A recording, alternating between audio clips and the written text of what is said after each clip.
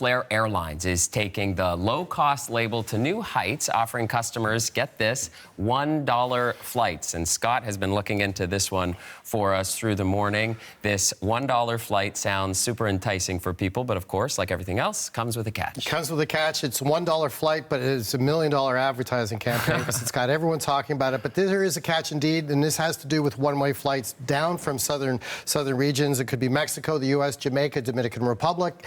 And the catch is you got to get down there first before you can take advantage of that $1 fee. It is a bit of a promotion, and here's one Flair vice president talking about this is giving back to Canadians, and this is a method of promoting the airline and getting people to fly with Flair.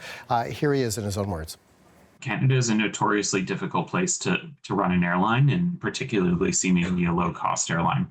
You know, the good news is that for Flair, we're the only one left. That makes the competitive landscape very different than what it was even a year ago when we were competing against essentially 3 other low-cost airlines in Swoop, Lynx, and Canada Jetlines. All of them are gone now. And so in terms of like market positioning, the times have never been better for Flair.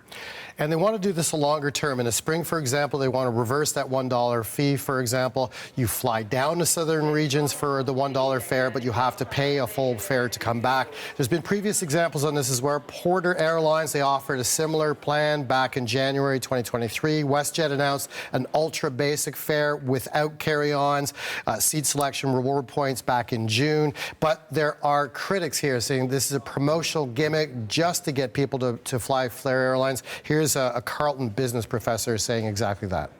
It's a gimmick. I say it's a gimmick. It's a lost leader. Let's be very clear.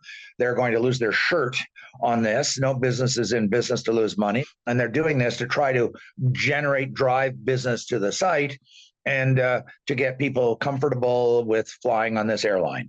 They won't be able to sustain it for very long because the operating cost per customer on a flight is very significant.